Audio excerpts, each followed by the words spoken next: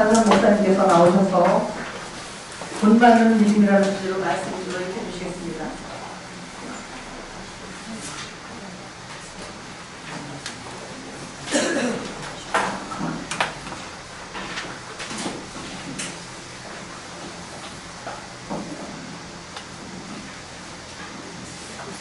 할렐루야. 반갑습니다. 저희 그 외할머니가 계셨는데 저희 외할머니 74세에 돌아가셨습니다. 제가 초등학교 한 6학년 되던 때에 돌아가셨습니다. 방학을 맞이하면 저는 지방에 살다가 초등학교 때 전학을 왔는데 어렸을 때 이제 어머니가 이제 외가 방문을 합니다. 자녀들을 데리고 마이크 소리 조금만 줄일 수 있을까요? 그래서 외가 방문을 하면 이제 한 달, 보통 뭐 많이는 2달 가까이 서울에서 지내고 또 이제 다시 제가 살던 지방으로 해서 돌아가고 그렇게 이제 삶을 살았는데 한 번씩 이렇게 올라오면 간식을 주세요. 쥐포나 뭐 이런 거 주셨는데 형님하고 아무리 찾으려고 해도 찾을 수가 없어요. 그냥 간식 숨기기에 달인이신 거예요. 그래서 찾을 수가 없어요. 그런 뭐 기억들을 주로 하고 있지만 어느 날 이제 신앙 안에서 자라면서 우리 안에 나도 모르는 가운데 믿음이 생기고 믿음이 좀 생기고 나니까 이 할머니의 어떤 신앙적 유산이 무엇이었나 생각해 보게 되니까 그런 것들보다는 한 가지 기억이 또렷하게 남습니다. 그게 뭐냐면 할머니가 그 외가에 가면 이제 작은 방이 하나 있어요. 돌방처럼. 본인이 이제 그 방을 참 좋아하셨던가. 그 방에다가 가면 이렇게 재단처럼 상을 이렇게 차려놓고 그 위에 성경책이 놓여져 있어요. 그 앞에 앉으셔서 성경을 항상 읽습니다. 저는 분명히 성경이 읽는다고 생각했거든요. 그런데 나중에 알기로는 우리 할머니 문맹이셨어요. 글을 모르시는 분. 그런데 성경을 읽으셨어요. 어떻게 읽으실지 생각해보니까 암송을 하셨어요. 귀로 들어서 방송하십니다. 그래서 초등학생인 저한테 맨날 성경책 좀 옆에 서서 읽으라고 앉아서 읽으라고 옆에서 읽어봐라 어디 아무데나 펴놓고 읽으라고 했습니다. 그 생각을 하니까 그 마음, 할머니를 생각할 때마다 이 가슴을 울리는 그런 마음이 있어요. 또 한 분의 신앙에 저에게 도움을 주신 분이 또 있어요. 저희 어머니십니다. 저희 어머니는 매일 밤마다 새벽마다 믿지 않는 남편 때문에 힘든 현실 이기기 위해서 항상 찬송 부르고 항상 기도하고 항상 말씀을 드렸어요. 은혜를 받고 난 다음부터는 성경을 지금까지도 읽는 걸 쉬운 적이 없으십니다. 근데 항상 읽으시잖아요. 항상 읽어요. 그리고 항상 부르짖어 기도해요. 아이들이 자든지 말든지 부르짖어 기도하니까 저쪽 방에서 기도하면 다 들려요 소리가.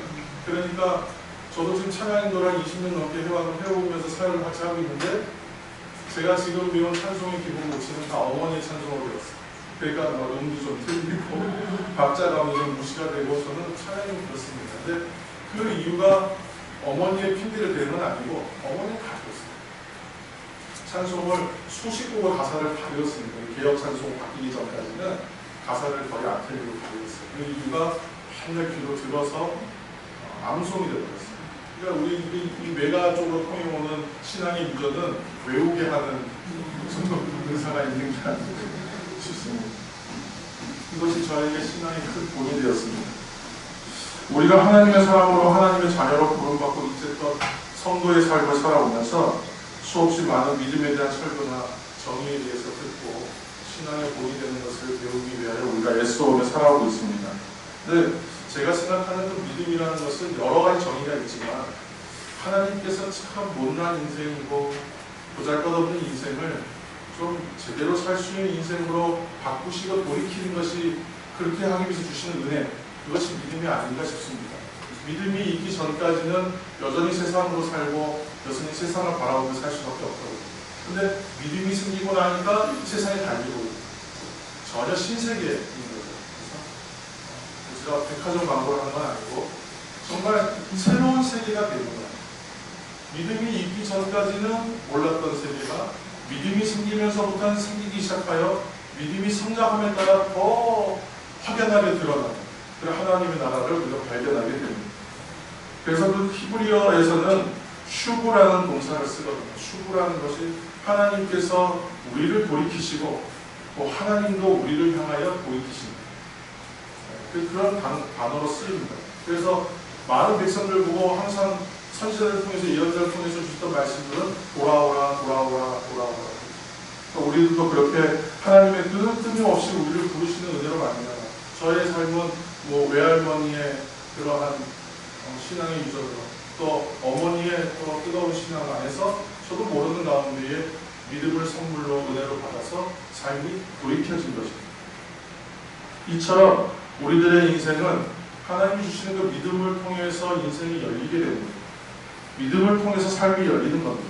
이전의 삶에서 돌이켜서 변화되고 새롭게 되는 것입니다. 결국은 우리가 오늘 이렇게 살아가고 있는 것처럼 증인으로서까지 또 제자가 되어서 세상에서 좌우로 치우치지 않으려고 하고 오직 하나님 되신 증거하기 위해서 살아가는 인생이 되는 것입니다. 그렇다면 이렇게 믿음으로 새롭게 된 우리의 삶은 오늘의 얘기를 근거하며 믿음이란 건 본을 받고 본이 되는 믿음으로 살아서 완주하는 삶, 이렇게 믿음과 신앙을 아마 정의해 볼 수 있을 것 같습니다. 당연히 우리의 그 신앙의 본이 되는 분은 예수 그리스도 한 분밖에 없습니다. 예수님을 본받아야 합니다. 그런데 오늘 이 성경 말씀을 읽으면서는 특별히 사도 바울 그리고 그의 서신서에서 항상 얘기하잖아요. 너희는 나를 본받아라. 나를 본받는 자가 되라. 이렇게 얘기하지 않습니까? 오늘 본문에는 본받는 자가 되라 이런 말은 별로 나오지 않지만 본문을 읽어보면 이렇게 살아야 하고 이렇게 본받는 인생이 되어야 하고 무엇을 본받아야 하는지를 말해주고 있습니다. 17절에서 19절까지의 말씀을 눈으로 빨리 읽으시면 이렇게 나와 있죠. 세상 속 사람들은 어때요?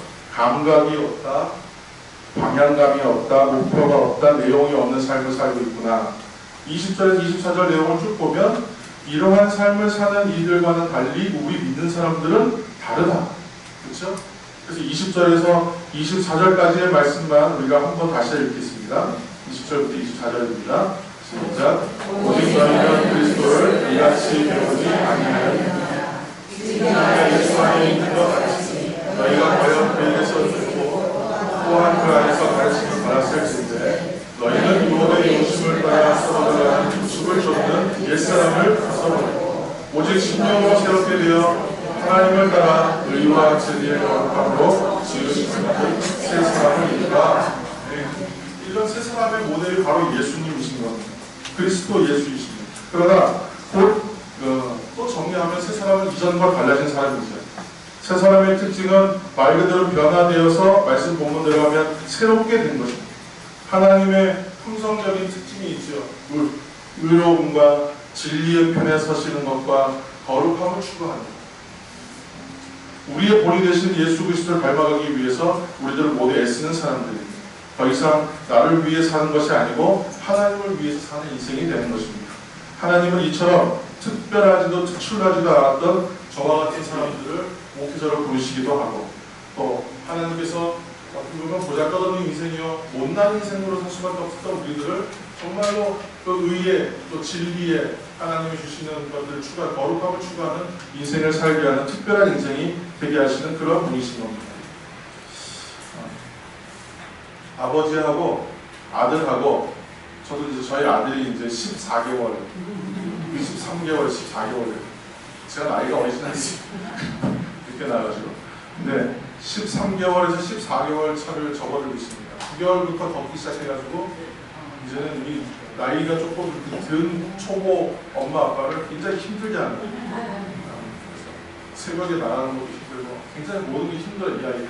그런데 이 아이와 이제 아버지인 저처럼 아버지와 아들이 이제 뭘 작업을 해요. 뭐 하냐면 그 도그하우스 계집 하나를 짓는 거예요.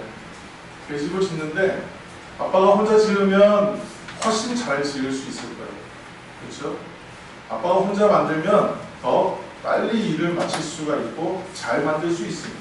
그리고 그렇게 하는 것이 바른 작업이죠, 사실은. 그런데 이 아버지가 혼자 하지 않고 꼭 아들과 함께 합니다. 아이는 아직 망치를 질 줄 잘 몰라요. 게다가 얘가 모질한다면 더 위험할 수도 있어요. 그리고 그렇게 만들다 보면 계집 모양이 좀 이상하게 가는 거죠. 산으로 갈 수도 있는 거예요. 그런데 같이 하는 거예요. 왜요? 사랑하는 자녀이기 때문에 같이 하는 거예요. 지금 목적은 뭐죠? 배신 하나를 잘 짓는 게 목적은 아닙니다. 아이와 함께 한다는 것이 중요합니다. 그러니까 하나님께서 하시는 일을 하시는 방식을 보면 일 잘하는 사람 분명히 있을 거예요. 내가 아니어야 될 것 같아요. 때로는. 나보다 잘하는 사람 너무 많아요. 그런데 왜 하필이면 나지? 왜 하필이면 우리일까? 그렇죠? 조금 더 힘있고 능력 있는 사람, 네? 제 고등학교 동창 중에 정모모모 하는 사람이 있어요. 그 친구 현대가의 자녀예요. 지금 저희 뭐 이름 얘기하면 아는 백화점 그룹 회장이에요. 저랑 같은 나이인데 벌써 회장이에요. 우리 어릴 때 생각은 그랬어요. 야, 저 친구 하나 예수님 잘 믿어가지고 우리랑 같이 사역하면 야, 뭐 우리 같은 사람 10,000명보다 훨씬 더 큰 효과가 되지 않겠냐. 근데 하나님이 왜 그러한 사람들을 써서 돈 많은 사람들, 능력 있는 사람을 써서 좀 쉽게 일하실 수 있는데 왜 보잘것없는 나 같은 인생으로 쓰시는 거예요? 그러니까 하나님은 계집 하나 짓는 게 완성하는 것이 본인의 목적은 아니시거든요. 자녀와 함께 하시는 거죠. 너와 함께 하기 때문에 스페셜한 것이고 이건 너가 하기 때문에 특별한 거라는 거예요. 이거 우리 아이가 하기 때문에 예쁘고 귀한 일이지 다른 사람이 뭐 잘해서 예술가가 만들었다고 특별한 것이 아닙니다. 그것은 그 다른 마스터피스로서 인정받겠지만 내가 하는 것은 뭐예요? 우리 자녀가 만들었기 때문에 귀한 거예요. 말도 안 되는 개발세발 같은 그림 하나가 이게 막 너무 소중하니까 못 버리는 거죠. 잘 보이는 것이 이렇게 표구로 해서 걸게 되고 12개월째 만든 작품이야. 펄펙하잖아. 이렇게 하는 거예요. 그렇게 되는 거예요. 하나님께서 원하시는 것은 우리들을 통해 일하시기를 원하시는 것이다. 그게 믿음이 생기고 나니까 그게 보이는 거예요. 그리고 그 믿음으로 같이 살아가는 사람들을 보니까 알겠는 거예요. 아, 그 사람 보면서 배우고 또 나를 또 본받는다고 얘기한 사람 앞에서 내가 더 그리스도 앞에 줄 선 사람으로 살기 위해서 애써가는 것. 이것이 믿음의 본을 그죠? 보고 또 보여주기 위해서 애쓰면서 우리가 그리스도를 바라보며 끝까지 가서 완주하는 삶. 이것이 하나님 주시는 믿음의 선물 받은 자의 신앙의 삶이 아닌가 저는 그렇게 한번 생각해 보는 것입니다. 하나님께서 이 과정까지 우리를 부르시기까지 기다리셨습니다. 한없이 기다리셨습니다. 저희 아버님은 핍박자였습니다. 저희 아버지 맨날 이렇게 악한 사람으로 등장합니다. 설교에서. 그런데 저희 아버지는 그런 분이셨죠. 그렇게 정이 되겠죠. 그러나 그 분의 마지막 인생의 장면이 저에게는 큰 믿음의 본이 됩니다. 왜냐하면 예수님 영접하고 싶고 세례받고 싶다고 본인의 입으로 얘기하셨습니다. 누가 그런 말들을 가르쳐주지 않았습니다. 그런데 그렇게 고집이 세고 세상에 무서운 게 없던 분도 죽음을 앞두고 나도 예수님 영접하고 세례받고 싶다. 그래서 너희들이 말하는 그 천국에서 다시 만나고 싶다. 그 소망을 얘기하시고 세례받고 들어왔습니다. 그것이 이제 우리 신앙의 가정에는 큰 본이 되는 감사한 일인데 이처럼 하나님께서는 진짜 보잘것없는 인생들을 부르시기 위해서 기다리셨대요. 우리 아버님은 50년 넘게 기다리신 것입니다. 제가 또 더 하나님 앞에 충성된 사람으로 서고 주 앞에 주를 시험케 하고 기쁘게 하는 자가 되기 위하여 하나님 저를 또 기다리고 계실 것입니다. 그러니까 우리들은 지금 머물 수가 없는 인생입니다. 어느 정도 우리가 연차가 되고 신앙이 열리 쌓이고 믿음에 힘이 생기고 나면 머무릅니다. 그리고 가르치는 자가 되죠. 때로는 조금은 이건 무례한 사람이 됩니다. 알지 못한다고 하여 그에게 이것이 좋은 것이라고 강권하기도 합니다. 하나님께서 원하시는 모습은 어떤 것입니까? 완벽한 계집을 만드는 것이 아닙니다. 하나님께서 원하시는 것은 함께하는 것이 아닙니다. 그래서 지금 이 시간 함께하고 있는 여러분들과 저와 여러분은 하나님 안에서 정말 기쁨을 나누는 그런 인생이 될 줄로 믿습니다. 고린도전서 2장 1절부터 5절 말씀에 형제들아 내가 너희에게 나아가 하나님의 증거를 전할 때에 말과 지혜의 아름다운 것을 하지 아니하였나니 내가 너희 중에서 예수 그리스도와 그의 십자가에 못 박히신 것 외에는 아무것도 알지 아니하기로 작정하였습니다. 내가 너희 가운데 거할 때에 약하며 두려워하며 심히 떨었노라. 내 말과 내 전도함이 지혜에 권하는 말로 하지 아니하고 다만 성령의 나타남과 능력으로 하여 너희 믿음이 사람의 지혜에 있지 아니하고 다만 하나님의 능력에 있게 하였노라. 아멘. 내가 하는 것이 아닌 거죠. 우리가 조심해야 될 것이 있는데 제 인생에 4가지를 딱 정해놨습니다. 주로 이제 그 소길 만자, 한자로 하면 소길 만자가 들어갑니다. 기만, 교만, 태만, 자만. 4가지.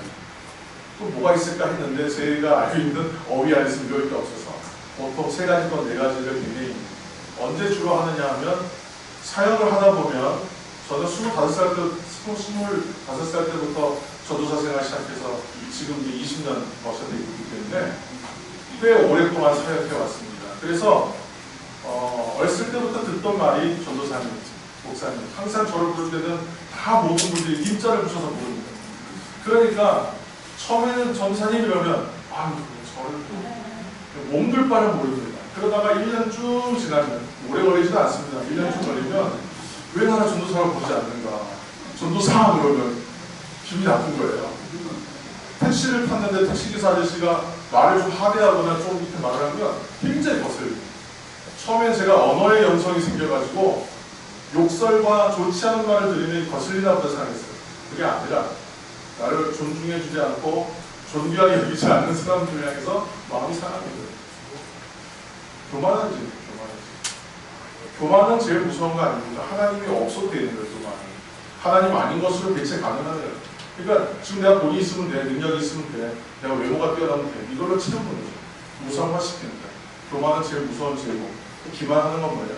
기만은 다른 사람을 속이는 거죠. 내가 거룩한 척. 그것도 속이는 거죠. 그뿐이 아니라 그것은 그 기만함이라고 하는 건 상대를 속이는 것뿐만 아니라 나 또한 속이는 일입니다. 3번째 태만함은 뭐예요? 하나님 주신 사명이 분명히 있음에도 불구하고 사명 앞에 머물러 있는 거예요. 이쯤 하면 됐다라고 생각합니다. 머물러 있기를 원하는 거죠. 엉덩이가 무거워요. 항상 성경학교 수련회 교육부서를 오랫동안 할 때에 교사들하고 다른 교육전사님들하고 항상 나눌 때 그런 얘기 많이 했습니다. 체력 잘 준비해야 됩니다. 기도하는 건 중요하다. 그러나 기도도 하지만 체력을 잘 관리해야 됩니다. 충분히 먹고 쉬고 준비해야 됩니다. 왜냐하면 엉덩이가 무거워지면 어린이 사역을 못한다. 그렇게 얘기했었어요. 그래서 항상 우리가 몸이 처지고 이렇게 지치는 걸 경계했었어요. 그 만자가 들어가는 말들을 붙여놓고 항상 내려 있는 거예요. 설교하고 오늘도 설교하며 하고 나서 나갈 때 혹시 저한테 이제 은혜 받았습니다 하시는 분들이 있을지도 모르지만 없으신데 이제 하라고 하는 건 아닙니다. 그런 말씀할 때 예전에 저는 그런 말 들으면 제가 진짜 뭘 잘해서 그러나 근데 이제는 그렇게 듣지 않아요. 들으면 내가 좀 지쳐있을 때 그런 말 들으면 하나님이 이분들의 입술을 통해서 날 격려하시는 이분들을 또 통해서 말할 때 내가 지금 위로받는 겁니다. 이렇게 이제 그렇게 은혜를 듣습니다. 그러니까 서로 칭찬 많이 하시고 제가 나갈 때 칭찬 많이 하시기 바랍니다. 그렇게 듣지 않는 사람들한테는 그렇게 들어도 그렇게 충분히 헤아리며 듣는 분들에게는 칭찬 많이 하셔도 될 줄로 믿습니다. 우리가 고린도서 4장 1절과 2절의 말씀을 제가 읽고 설교를 마무리하려고 합니다. 사람이 마땅히 우리를 그리스도 일꾼이요 하나님의 비밀을 맡은 자로 여길지어다. 그리고 맡은 자들에게 구할 것은 충성이니라 했어요. 예수 그리스도를 바라보고 또 사도 바울을 본을 삼기로 한 우리의 인생들은요 결국은 사람들이 생각하는 성경의 위인 속에서 우리가 교훈을 얻기 위해서 마무리하려고 합니다. 성경에 있는 대표적인 위인, 닮고자 하는 위인들을 얘기하면 아이들에게 물어보면 요셉이 제일 많이 나옵니다.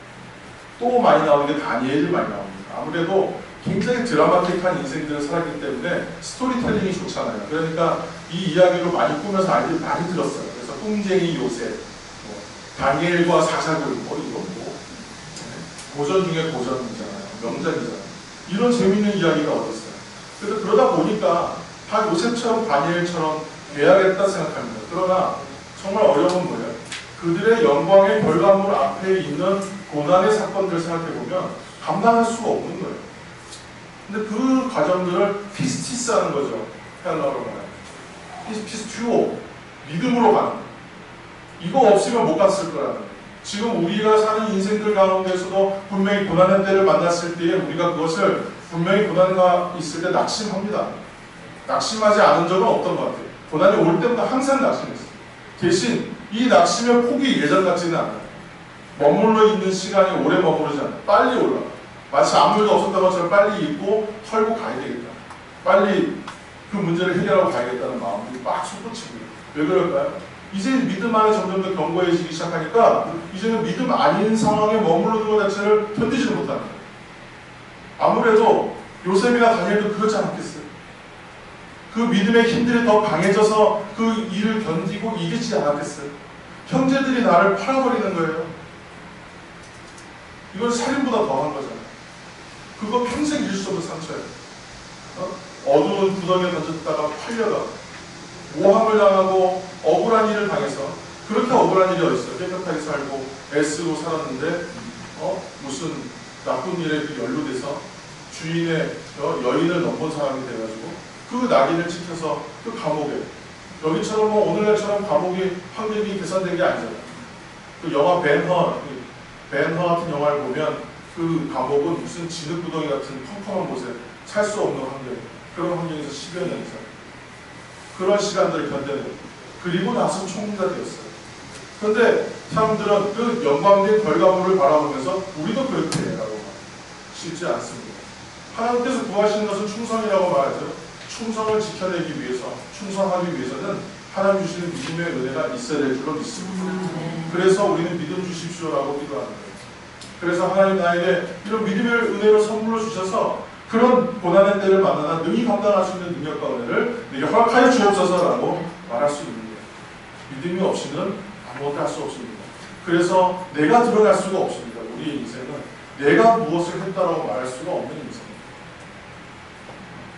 유일하게 저는 자랑스러운 게 있어요. 아주 기쁨의 장면들이 있습니다. 초등학교 때 교회에서 전도 많이 하면 선물 주기로 했어요. 그때 뭐냐면 농구화 모양으로 생긴 뚜껑에다가 샤프 하나가 걸렸는데 그게 그렇게 갖고 싶어가지고 목숨을 걸었어요. 목숨을 걸었어요. 뭐 애들한테 그때 막 무슨 제가 경상도 사람인데 사라다빵 이런 거 사주면서 애들 꼬시고 결과물. 그래서 결국은 누가 8명 전도했다는 말을 듣고 9명을 전도하려고 예를 들어서 마지막에 아예 하나를 데려와서 9명을 채우고 샤프를 받았을 때 샤프 조금씩 난 금방 망가지더라고요. 근데 그거 받았을 때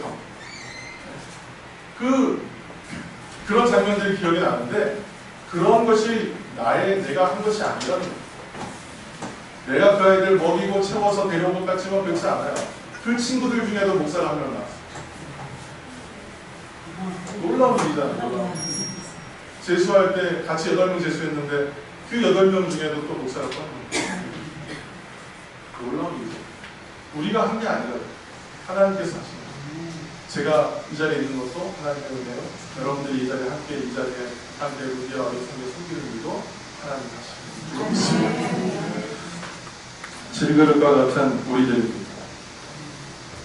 우리는 깨어져야 되고 죽어야 썩어져야 되는 거죠. 그래야 그 안에는 보배가 들어가서 빛을 발합니다. 우리가 그것을 가리고 있으면 질그릇으로만 본단 말이에요. 이건 본질은 우리 깨어져야만 안에 보화가 들어갑니다. 하나님은 능력이 있으신 분인 줄로 믿습니다. 이 얘기하고 마무리 또 한 가지 더 있습니다. 어린아이가 사탕가게에 갔어요. 엄마랑 같이. 근데 엄마가 이제 못 올 때 평소에 관계가 좋았나 봐요. 아이를 보고는 주인이 예쁘니까 얘야 사탕 한 움큼 집어라. 집는 만큼 믿거라 이렇게 했어요. 내가 안 집어. 손을 이렇게 뒤로 빼고 안 한다고 집으라고 그랬더니 안 해요. 그랬더니 아줌마가 참다가 이제 내가 좀 하고 집어줬어. 집에 와서 엄마가 물어봤어요. 너 왜 사탕 그거 안 집어니? 왜 뭐라고 했을까요? 아줌마 손이 더 크잖아요. 충성되이 일을 감당할 때에 하나님이 주신 지혜가 필요합니다. 지혜롭게 또 믿음을 가지고 하나님의 일을 능히 감당하셔서 마지막 날에 모두가 천국문에서 만나는 은혜가 있기를 축원합니다. 기도하겠습니다. 영광과 찬송을 받으시고 나가신 아버지 하나님, 우리 가운데 함께하여 주셔서 우리 모두가 주를 따르게 하여 주시고 약한 자를 일으켜주며 어린아이와 또 신앙의 약한 이들을 세우고 돌보는 귀한 사역 힘을 내어 충성되이 감당하는 우리 모두 되게 하여 주시고 특별히 우리가 어린이 선교회 되게 하여 주옵소서. 기쁘시게 영광되게 하는 삶을 살게 하여 주옵소서. 예수님의 이름으로 기도드립니다.